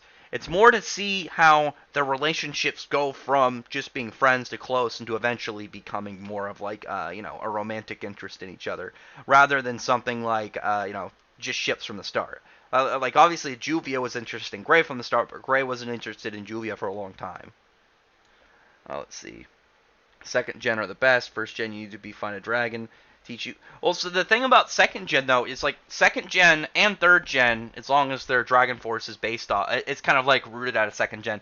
Second gen Lacrimas are not good for Dragon Force. Like, look at the gap between even Natsu getting kind of like artificially induced Dragon Force against like Jalal or against Zero versus like what Laxus or Cobra had. Or even Sting and Rogue. Like, Sting's still got a much bigger comparable boost than Laxus and Cobra had, but it wasn't even close to like what Natsu had against Jalal. Like, Natsu, like when he fought Jalal with Dragon Force, there was a massive increase. Natsu went from being a kind of upper foot soldier character to being able to demolish a wizard saint. So like, second gen is easier accessible, and you can focus more on probably having other magics and not nearly as much as developing just Dragon Slayer magic, whereas first gen first gen really is the best one. It's the most natural. It's the most like it's most rooted towards the like the origins of dragon slaying magic. And then you have obviously 5th gen. Like theirs is very risky. Theirs is easy to obtain and seems easier to power up, but it seems like the most risky of them. Obviously, their Dragon Force, which I was right, I'm calling long in advance, is like way faster in advancement. It makes them lose control. Kaido kind of sucks as a character. Yeah, Kaido. I'm really like I was really hyped for Kaido just because he looks badass. I assumed he was gonna be as intimidating as like Whitebeard, but like he hasn't really done anything. He's had some cool like panels where he just looks intimidating, but there's like nothing to him. He's boring. He's not like Big Mom, where Big Mom's a absolute clown. She is a terrible character, and she's constantly made to look like a joke. Kaido at least doesn't have that, which is a plus. But like he's lame. Like I am like Whitebeard had more in the one arc he was active than like all of Kaido, at least so far. Maybe we haven't gotten to Kaido's backstory yet. We haven't gotten to like his origins, so that is factual. But I'm hoping that by the end of Wano, I can say, yeah, I like Kaido. I think he's cool. I don't know that about that so far. I don't want to be negative. I want to be a little optimistic, but we'll see. Right now, he's like, because that's really all there is to it. One-shotting Luffy, it doesn't mean anything. Like, Luffy barely overcame Katakuri, who was commander level. And commanders wouldn't even be able to fight against a Spriggan, even a playful Spriggan. Absolutely not. When did Wendy block an attack from Acnologia? She didn't block an attack from Acnologia, but she survived attacks from Acnologia. And she was able to keep up with Irene. And Kaido would not be able to keep up with Irene. Irene would run circles on Kaido. That's not even close. Like, Wendy legitimately has better feats than Kaido. Like it or not, that's factual. Being able to contend to any degree with Irene, being able to take hits from Acnologia, space between time Acnologia, I want to bring that up too. This isn't base Acnologia, this is a way more powerful Acnologia. Kaido couldn't do that. Kaido would be dead. Kaido would absolutely be dead. 5th gen, you need to find, kill, and eat. Yeah, 5th gen is obviously like you would have to find dragon meat, but it seems it's the most risky out of them, and it's hard to obtain. But I imagine after that, like after you get it, there's upgrading is easy yet difficult at the same time. Like I said, it's the most risky. The 1st gen is probably, I mean, the fact that you have Elentir who taught it to himself, but he probably learned it in the same general idea of like how 1st gen is. That's why I would consider him 1st gen. But 2nd gen's not the best one. 2nd gen is not the best one. I would go 1st. 1st gen I think legitimately is the best one. Let's see. Let me scroll down. Natsu is also a demon, so that doesn't count. For what? I mean, Natsu is different, like, but Natsu is a unique a unique situation compared to like any of the other ones. But I mean, like, look at Gaja, look at Wendy. Like Wendy is extremely impressive. Wendy legitimately is an extremely impressive character. She's only like, what, is it like 14, 15 now? And look at all she's accomplished, and look at all the things she's been able to do, and like characters she's been able to compete against. Human form Acnologia turns Luffy into chewing gum. Acnologia could kill Luffy by just glaring at him. Nobody in One Piece doing shit to Acnologia. Yeah, absolutely. Nobody in One Piece because he can even really fight Spriggan. Spriggan are too broken for him. Even below that, Mark Gear can drop Memento Mori and kill anybody in One Piece. And he's got the speed and the fucking intelligence to do it too. I actually think Noel with Undine later. I'm hoping so, but I'm like, I don't know now because we haven't got anything. We haven't got it brought up, which is one thing. But I do think that there is a chance we can get it later on because I think that we'll see exactly what happened to Undine soon, or at least that new spell that is in Noel's grimoire. Because that was something to take note of, is that her grimoire did shine like it was getting a new spell. What's up, Sheridan Kane? We're doing a lot of stuff. I came here for hamburgers. What happened? Yeah, the hamburger events in Chainsaw Man, man. Did you read the new chapter? Inazuru has 0 plot armor. That's why it's like, okay, does time travel... First off, tell me the plot armor in Fairy Tail you're even referring to. Second off, if you want to just say like, oh, events that happened that was set up, well then what is what is Cat Leaper? What is Overdrive? What like power ups that show up that happen? Like obviously things established, but if you want to say, oh well, they just don't die because of something existent that happened, well then you could say that about almost any ability. What plot armor parts are we even talking about? Then how about one arc builds up, next done, best and easier characters join squads is very creative. Yeah, but that's the different thing of how Eden Zero is. That's this there it has a different style. That's not the focus of Fairy Tail. Fairy Tail's focus is not on gaining members. Characters join throughout it. Some members end up joining through different arcs, but that's not part of the plot. That's what Shiki is setting out to do. Shiki is specifically setting out to find people to join his crew, to make friends along his journey, to find Mother and whatever comes after that.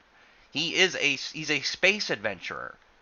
Like, of course he's gonna end up wanting to gain people along the way, but that's the style that he's going for. That's not Fairy Tail's thing. Rave Master in fiction is fiction in Fairy Tail. I mean that's because there's references in each one. Like Rave Master has a lot of Easter eggs in Fairy Tail, just like how Eden Zero has a lot of Easter eggs to Fairy Tail. And whatever comes after Eden Zero will probably have references to Eden Zero. Like they mentioned a manga similar to like the idea of Fairy Tail in Eden Zero at the very start, but that's just Hiromashima doing Easter eggs. Not as much as Eden Zero as time leaping affects the story of I don't know what you're talking about. You're probably not talking to me. And Fairy Tail's fiction. Yeah, it's just Hiromashima doing references. Zeref also connects all them. Yep, he connects to everything. Almost everything. Obviously, like there are certain things that would happen even if, like, you take Zeref out, Irene is still going to become a dragon and stuff. Acnologia would still go down his path, but if you took those three characters out, like those are, in my opinion, the most influential three characters: Zeref, Acnologia, and Irene. You take them out, they're going to completely fuck up. Shiki versus Haru. Like, Shiki doesn't have anything really comparable to, like, Natsu and Haru yet. Like, Shiki is he's got a long way to go. He's got a cool power, but, like, what's he going to do? So, they're all part of the same multiverse. Like, here, like, it's very clear. Like, Hiromashima even refers to them as the Mishima verse. Or Mishima world, rather. Or Mishima universe, depending on if you go off of, like, what Kodachi said. But it's one multiverse. I think Heroes really made that very clear and apparent. It's Hiromashima's multiversal set, and all of them have the different universes and different timelines. So of course it can fit together. Actually, calculate Natsu's peak heat. Natsu's peak heat is plank temperature. He burnt time. That's something you need plank temperature to do. What is Haru's biggest feat? I mean, destroying Endless, but that's more of like because of the fact that the Rave's power specifically counteracts Darkbring and destroys Darkbring. So it's kind of hard to do and kind of look at. It's a little different when it comes to the Endless, Ellie Haru. In terms of raw power, you can kind of go with that. But obviously, like, Ellie is a glass cannon, Haru is not. Haru can blitz the hell out of her and one-shot her if you was serious. Big Mom versus Mira Jane. Probably I want to say Big Mom because she should be, but Mira Mom is just such an absolute clown. Like, she has weak powers. They're extremely situational. You have to be afraid of her for them to even really, like, get the broken, like, time, like, taking time off of somebody's life. You have to be afraid of her for, which Mira Jane would not be afraid of Big Mom at all. But like, Big Mom, otherwise Big Mom's what? She's got a fire sword. She's got, like, a fire power and a lightning power. Big fucking deal. I'm just gonna go with Mira Jane. Like, Big Mom is just such a disappointment. Like, her powers are weak. She's not really impressive. She's slow. She's dumb. She's just a big clown. She can't really do anything. Yeah, she sucks. Toriko versus Frieza. I'm pretty sure Frieza's way more powerful. Oh, Namek Saga. Probably Toriko. Like, Toriko, like, had better speed feats, more better raw power feats. He can do internal damage. I'm trying to think of more, like, just hacks from him. Obviously, what is it? Oh my god. I'm trying to remember what it's called. Like, when they can influence, like, the mental images on stuff onto people and completely, like, terrify them. There's kind of, like, putting, I can't remember what it's called, imaginary routine. I'd have to look that up. That are, if it's specifically the Namek Saga though, I would go Toriko. Yami versus Kaido. Yami, Dimension Slash, and Kaido's a big idiot. He's gonna stand there and take it. Natsu versus Star June. I'd probably go Natsu because Natsu's adaptability, the fact that Slayers can adapt in real time to fire or to their elements, like the fact that Gray adapted in real time to an ice that voids durability. So Natsu should be able to do it the same, essentially the same. In the same idea. Obviously, plank temperature, like with Savage Dragonfire, is completely different because adapting in real time to something that is just constantly going up is, you would have to be fast enough to do it. Obviously, the speed in which his temperature is rising is higher than what Natsu's speed was. But like Star June doesn't have that kind of ability, and Star June's heat doesn't have anything that would really be too much of a contender for Natsu. I mean, he's done a lot of big things. It would really depend, I think, on Natsu's mindset, because like Savage Dragonfire is definitely Natsu's big ace in the hole, but Starjun would probably push Natsu into like Ethereus Dragon Force, and then Natsu's gonna run and train on him. I feel like Sting and Rogue should have had another type of Dragon Slayer magic with their Dragon Liquor to make a third generation Slayers different. Oh, that would just make a hybrid though. The difference with theirs is theirs were enhanced to kind of like, theirs was to boost up what they already had and to make what they were already kind of set towards more powerful. You know, they weren't focusing on variety; they were focusing on enhancement of what they was already present with them. Yeah, Toriko has really high power levels. The small ice ship, Gray and Juvia and Leon May did more damage to Akimui than all One Piece ever could. I mean, yeah, but that's because, you know, the Dragon Slayer weakness to motion sickness. That's more. I get what you're saying though, but yeah, like One Piece doesn't have really crazy power levels.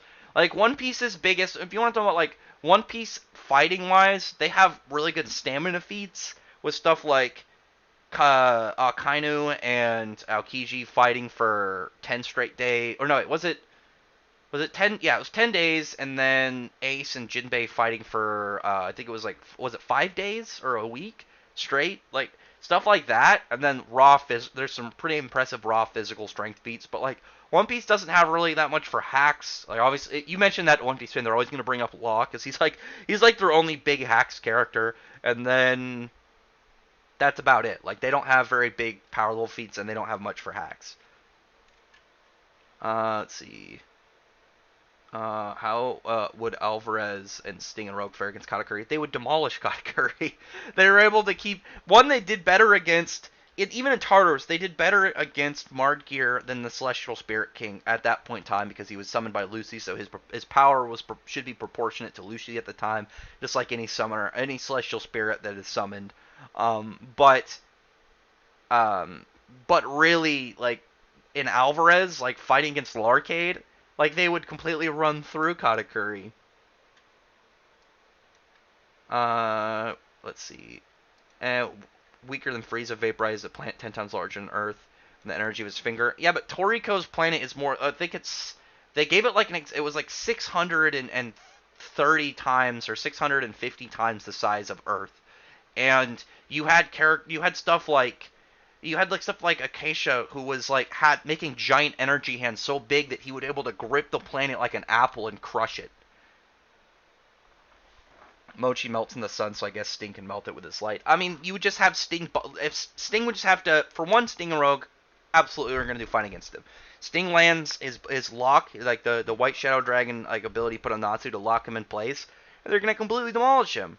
And the thing about Katakuri is like the fact he can, manipulate his body and like dodge attacks by like having them go through him. That's not really going to mean anything if he's getting hit by light and shadow. Like, elements are completely different than in One Piece, like generally where a lot of attacks are from blunt force. Like, a lot of characters are hitting them with just enhanced physical strengths. I mean, obviously, like, you can get Haki, and Haki's like the difference between if you can hurt a Logia or not. But that's because you're essentially adding an external energy onto it. Or so stuff like magic, yeah, it's gonna do it. It's gonna do damage to him. I don't know. I already read that one. Cochita. Wait. What is this? Cock Cheetah can be canon or not? I don't know what that means. It's not at me. It's not really fair to compare Fairy Tail to Easy yet. One is finished and the letter's literally 5 times longer. Wait, what? Neither is finished. Raven Master is finished, but Fairy Tail is not finished, and Eden Zero is not finished.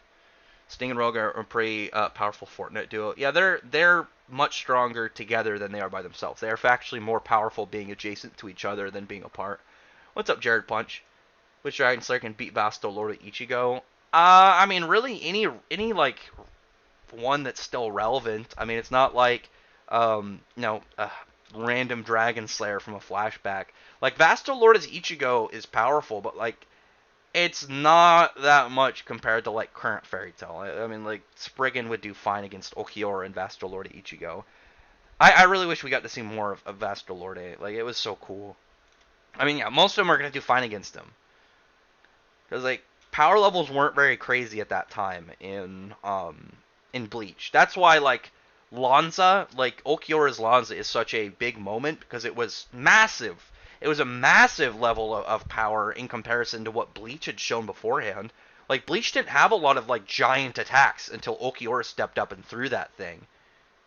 Like he that was a massive upgrade for Bleach. Kirby versus Fairy Tail. Kirby's gonna eat everybody. Kirby's gonna eat everybody. And Kirby is absurdly durable. Well, actually, if they could beat Kirby, anybody could technically beat Kirby. Because if you offer Kirby food and you be friendly to him, he's not going to fight you. So then you just won because you just won him over. Like, I could beat Kirby. Kirby could show up at my house right now and I'd go down and give him some chips or something and we'd hang out. Let's see. Wendy's not the weakest. Like, Sting, if you take Sting and Rogue and separate them, I would say they're the weakest. But they have to be a duo in order to get the full effect of how strong they are. Like, I would say Sting and Rogue, if you separate them, are the weakest Dragon Slayers. But that's because they aren't, their abilities aren't really set to work alone. They're set to fight as a team. Like, obviously, like, characters generally are more powerful as a team, but Sting and Rogue, if you've read the Twin Dragons and Sabretooth spinoff, Sting actually got more powerful from just having Rogue around. They perform better together. Which is probably one of the also reasons why Sting, had a little bit more trouble when it came to like Natsu and Gajil, like initially because he was trying to beat them by himself instead of as a duo. Yeah, Sting and Rogue separate. I already answered this because it looks like some of the questions that are coming up. Let's see. No, Wendy. I don't think Wendy's weaker than Sting and Rogue individually. Let me see some of these comments. I actually scrolled down. Oh yeah, the Irene power thing. Yeah, but that's Irene though. Irene's a completely different story. Let's see. The Irene stuff, more Irene stuff. How many devils do you think you're gonna get out of Black Clover? Something around 3 or 4 is my guess. So the way that I look at it is they're gonna show up, like they're gonna get down to like the last couple, maybe even like the very last one before Lucifero. But the way that I see the war against the Spade ending is that there's going to be a couple devils that escape, and then they're going to work on trying to get the last gate open to let Lucifero out. Because if Lucifero, at least right now, I believe is the final villain for Black Clover, like I mentioned before, like if it's not him, I think it has to be some form of like equivalent to like Merlin, some super wizard who's going to be like a bad guy. So it's like essentially like a enemy wizard king who isn't like set up to like seem evil. He's just set up to kind of like be this all-powerful wizard. And maybe we'll get like more of a classical style wizard in Black Clover, which would be really cool. Just imagine like with the hat and like a staff, and he's doing more wide-ranged magics, like he has multiple attributes. That'd be really cool. Let's see. Oh yeah, Fairy Tail's not finished. If you consider, I mean, no, you should. Hey, you should consider 100 Years Quest. There's no reason not to consider 100 Years Quest. It's a straight continuation. It's not like Boruto. Boruto exists in the Naruto world, but it's a whole different. It's primarily a different story, a different cast. Obviously, the focus isn't on Boruto anymore. It's on Naruto. The only difference in 100 Years Quest between that and like normal Fairy Tail, and then I only say normal because the difference is there's the words 100 Years Quest on the title, and then somebody else does the a majority of the art. That's it. It's still drawn by Hiromashima. It's still the same characters. It's exact. It starts off exactly where chapter 545 left off. It's the same. It's the same setting. It's just a new arc. Like I don't know why people wouldn't consider that to still be the same series. It's weird. It's like if you were an anime only and like you got to Naruto and then you had Naruto Shippuden. It's the same thing. It just has a couple extra words on the title. Yeah, I'm gonna end the stream in a little bit. Let's see. Wendy's the youngest Dragon Slayer. I actually am really hoping that the Dragon Eaters have some really young character. Maybe not either for Wendy, but I feel like Wendy would be fine fighting just like a bit of a weaker member than like any of like the bigger ones. But I want there to be like a brand new Dragonair who's like a kid and a rookie who joined up, who's like some like annoying kid and a fight for Romeo. I don't know. I really wish that Romeo would get a fight. I wish that he would just get one. Maybe he will in Next Generation, because Hiromashima did say he'd consider doing Next Generation after 100 Years Quest if the fans wanted it. I would really like to see a fight with Romeo. It doesn't have to be like some immense giant battle. I just want to see like a much more low-level, grounded fight. We could see some cool martial arts moves and just see him, like, using his different flames. I think that'd be cool. Maybe he learned another magic on top of the rainbow fire. I think that'd be a lot of fun. I'd like that. I'm really hoping to get, eventually, a display of Romeo. What fight are you more hyped to see? Noelle versus Vonica, Yuno versus Xenon, or Asta versus Dante? I want to see the Xenon fight, because out of them, like, I like Dante the most out of the Dark Triad. But Bone Magic out of them is my favorite one just because it's badass in general. Kirby versus Dragon Ball. Kirby's going to eat them all. Because when Kirby eats them, he also gets their powers. And Hypernova Kirby was able to do fourth wall breaking by sucking health bars and names off the screen. Like, Kirby is ridiculous. Kirby's power level is ridiculous. The way, though, that Kirby is... Like, Kirby's weakness, though, is that in his race, he's a child. Like, and he has, like, the intelligence of a toddler. So if all you have to do, anyone can beat Kirby. You literally just have to be nice to him and then give him food, and you're good. There are 10 demons in the tree. Yeah, I think they're going to defeat most of them, and then a couple of them are going to escape. Natsu may have a higher heat level than Starjun, but is he on par power level wise? Aetherius Dragon Force, I would say, is on level. I think Aetherius Dragon Force can destroy Starjun. He's got Hack's Broken Fire on top of just raw strength and speed, as well as like the 100 million multiplier shit that we got now thanks to Wolfen is ridiculous. Like, the difference between Natsu and... Oh, Kenmano, thank you for the $25, man. Don't go too crazy. Oh, shit. He's busting a nut. Oh, all donations are appreciated, man. Thanks.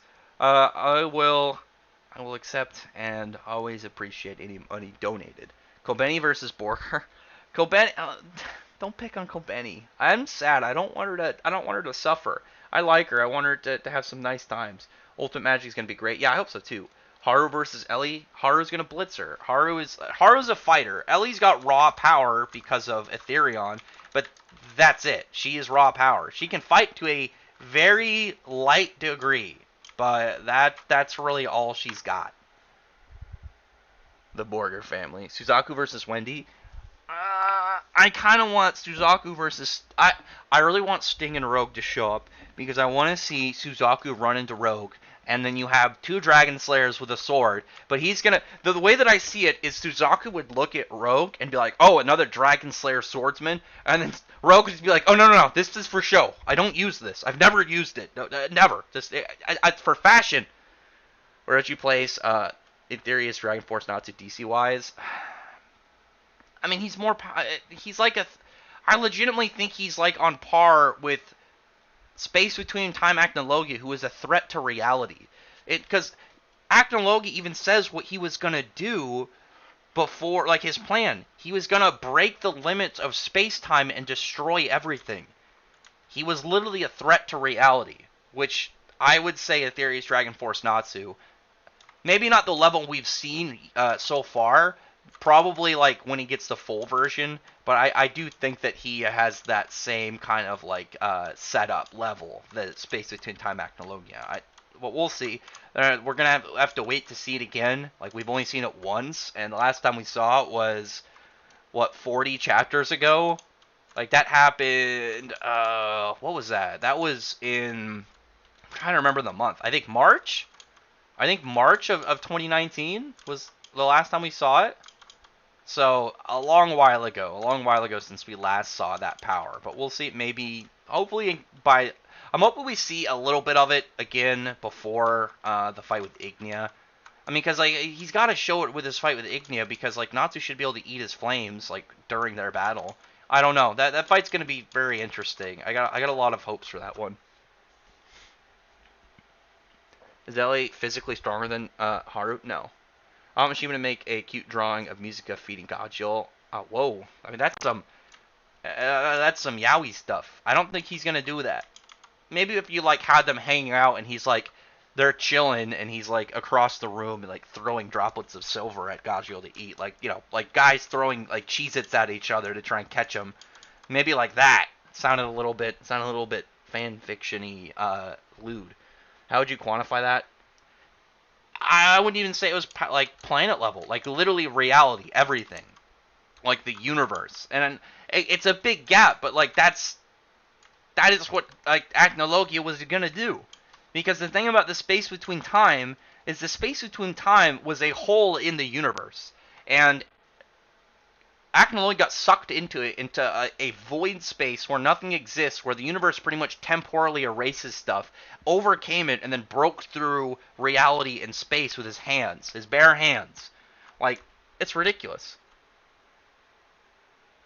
I find it the artist say that Ellie is disabled in the sense that she still has memory problems even in Heroes. I mean, yeah, just how it is for her. We need BC and My Hero crossover. I want a Black Clover Fairy Tail crossover so bad. I would love one. I like it. If I ever met Tabata or Mishima, that's one of the things I would ever ask. It's like, hey, have you checked out this other series? Would you be willing to do a crossover between, you know, your series and the other guy? If only. If only. On Fairy Tail Guild Girl that has a chance of beating Big Mom as Urza. No. Big Mom is a fucking joke. Big Mom is absolutely a joke. Like, Lucy and Juvia could just waterlock her and then GG. Like, what would she do against waterlock?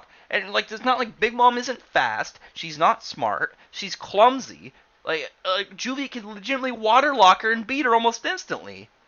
That's like, and plus Fairy Tail has the White Witch as a member, and the White Witch would dominate the living hell out of her. Like, this is not even comparable.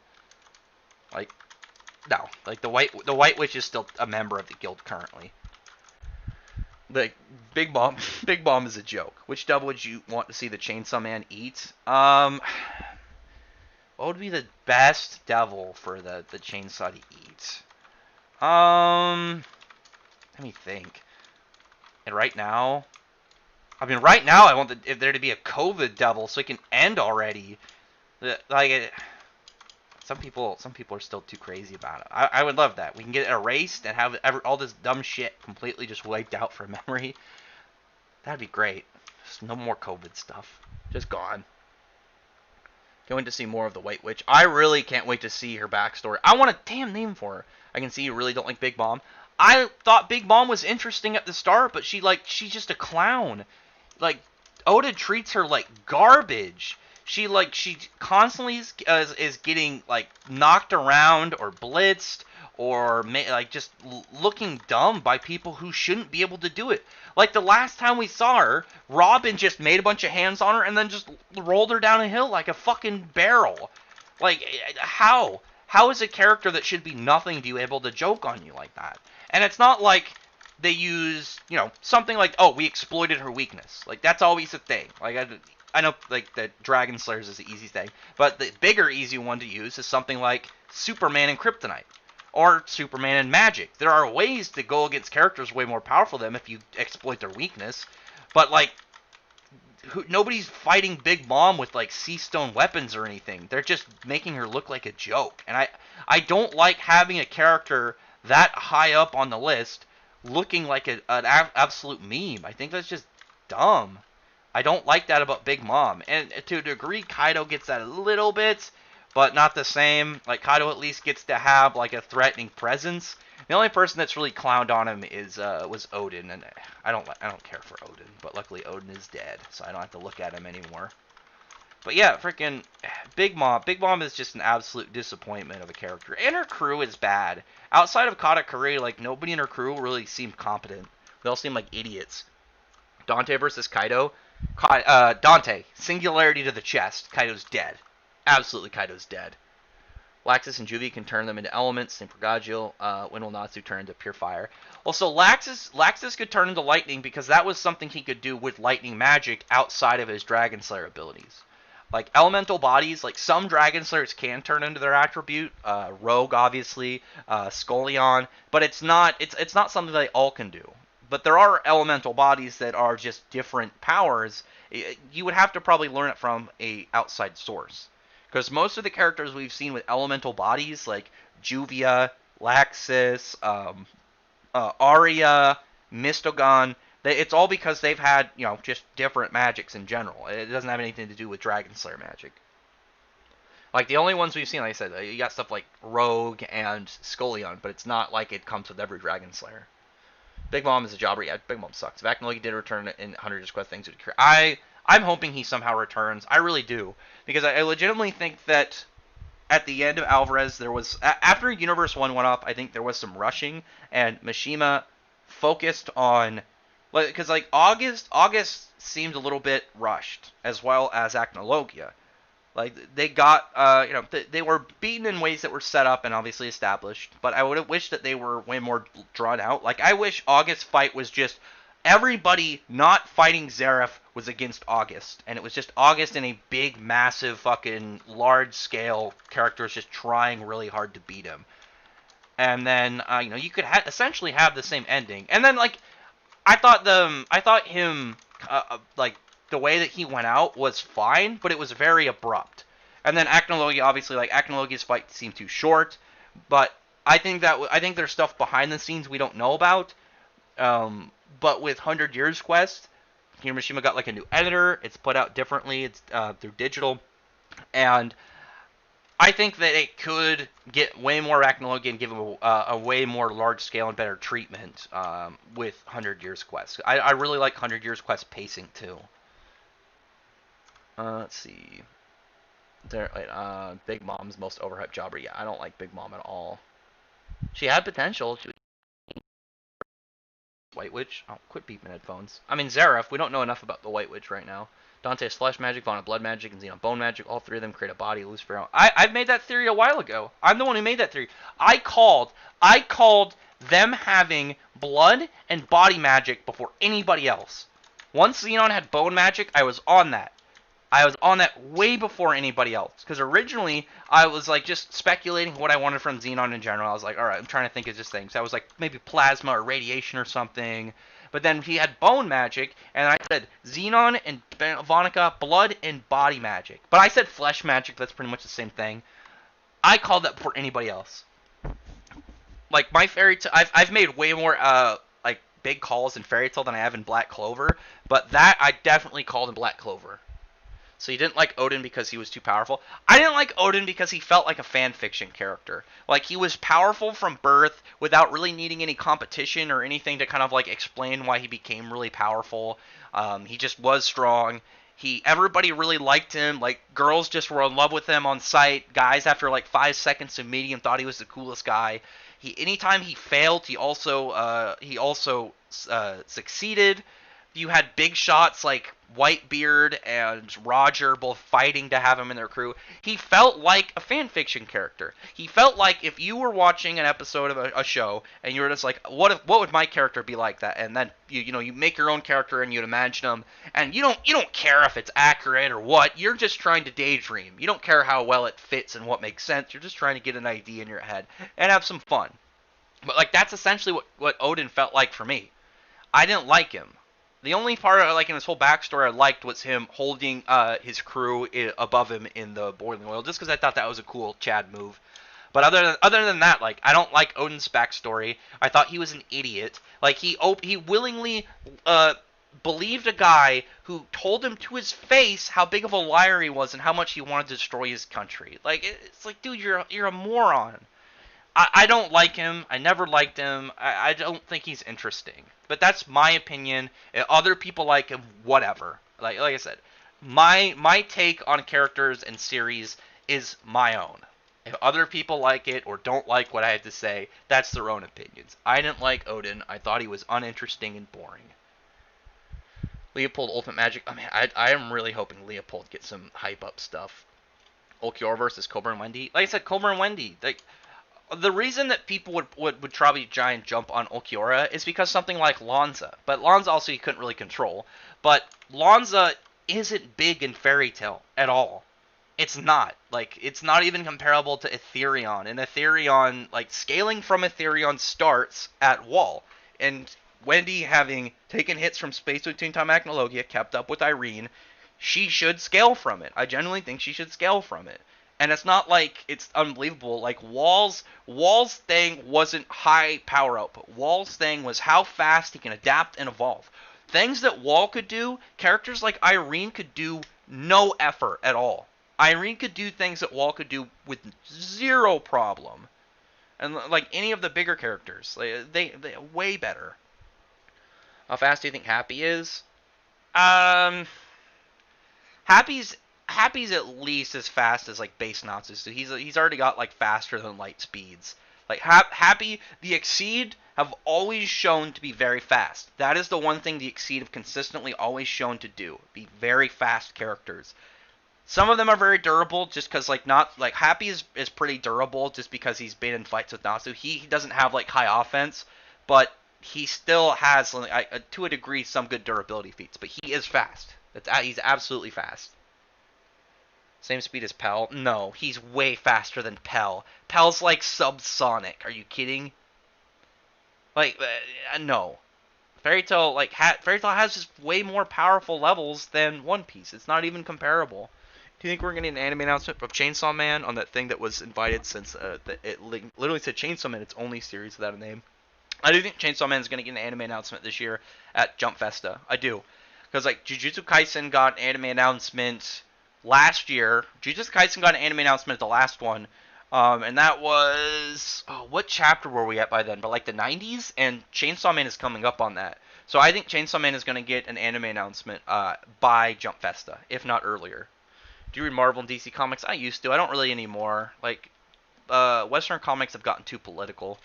I don't like it. Hope Berserk New Beginning is an anime in 2D, no CGI. Me too. I would love that. As for the Red Happy for the movie, yeah, that was funny. Ulquiorra can't win. Like, Ulquiorra is not very durable. His regeneration is fair, but not that good. He can't control his Lanza. Like, what is he gonna do? Ulquiorra wouldn't even be Spriggan level. Like, it's not even remotely close. Sorry. It's true. Like, some of these spotted some good hacks. Like, obviously, Baragon, but it's not Spriggan level. You think Ankh-Saram will be the final boss? Ankh-Saram is the logical final villain of Fairy Tail if Mishima ever wanted to have a final boss. Ankh-Saram should be logically the end. The last character that would exist before doing a next generation. Because Ankh-Saram obviously having a lot to do with Zareth and stuff, and he is, at least what we can gauge, the strongest character within the Fairy Tail universe. At least, like I said, that we can gauge. Let me see. I'll chat for a little bit more before we get to before I call it. Is Wendy above Spriggan level? She isn't above Spriggan level, but she can contend with Spriggan. Like, if we put Wendy against Agil, I don't think she could beat Agil, but she can keep up with him. Like, Agil only did as well against Urza is because he counters the shit out of Urza. He has a massive power advantage over. Same thing with Nineheart. But Wendy, it should be able to keep up with him. Like, if you put Wendy against the Spriggan, she's not going to get, like, instantly beaten.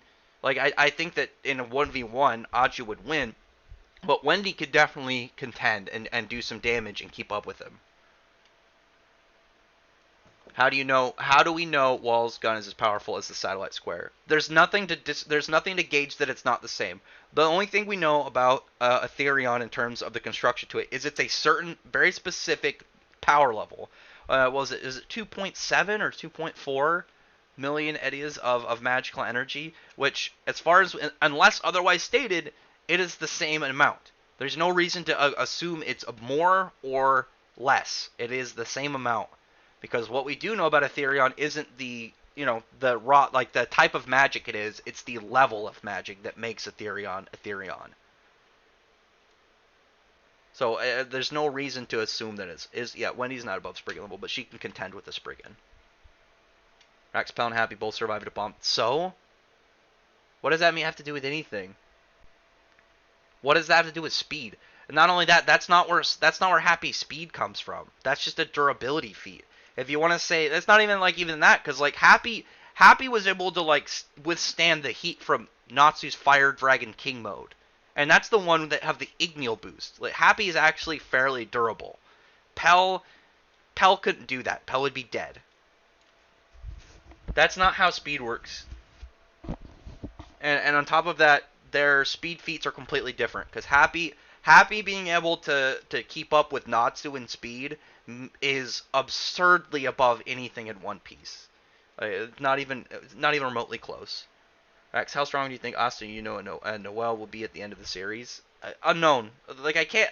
It's hard to gauge power levels in the long run, in the idea of the high end. I mean, because right now the highest I would assume is stuff like Wizard King level, like Julius and Lumiere. I would just assume, at least right now, let's assume that they'll all be at that level, kind of able to contend with some country level things, but they could easily be more powerful than that. We don't know of what the full end game is going to look like for Black Clover. If you said for My Hero, the strongest I would say for Deku is probably going to be Prime All Might or something. For Luffy, it'd be Whitebeard. If you know the power level ceiling, you know where characters kind of end up at. That's one thing, but it's kind of hard to gauge the overall It's kind of hard to gauge power levels if you don't have a power level ceiling. Kind of an idea of what is Big Shot in the series. Do you think Ultimate Magic is Unison Raid? Yeah, I think it's going to be more of a technique-based thing rather than a power level thing. I'm Speed, Ducktaro the Speed Man. Do you think Acnology is comparable to Anti-Monitor and TC? No. The Anti-Monitor is way more powerful. The Anti-Monitor isn't a threat to reality. The Anti-Monitor is a threat to the multiverse and shit. That's a much higher degree of threat, of a threat to everything, rather than a threat to the one universe. But anyway, I'm gonna call it good. Stream for a little over an hour and a half. Appreciate everyone for showing up. Obviously, Kamano, thank you for the super chats, my friend. I look forward to hopefully getting these videos done. The next one I'm gonna do, I want to do one on the White Witch and not the White Witch. I have a Selene video planned because I just want to talk about the amount of things that could be related to Selene. I think is an idea that I really want to do. And then I have a couple things. I just got to do the video. It's only probably 5 or so minutes, but it's got a lot of stuff of potential world exploration and just general lore stuff that we can get. I'll get to say which kid will have more latent power, Mira Jane, Laxus, Groovy. I mean, obviously Natsu Lucy. I mean, that's not even comparable. Natsu Lucy, and then second I'd say Urza and Jalal's kid. Those are definitely the two. Anyway, do you think you think as creatures like elves and vampires and fairy tale? I don't think we have elves or do we have elves and vampires? I don't. Oh, Hyperion maybe is a vampire. We don't really still know anything about that guy. I don't know if we ever will. But he's got vampire magic. But other than him, I don't think we really have elves. I'm trying to think. I don't think so. We got giants, demons, Darius. There's stuff. It's something that I could definitely see happening. But I don't. I'd say sure, it's possible, but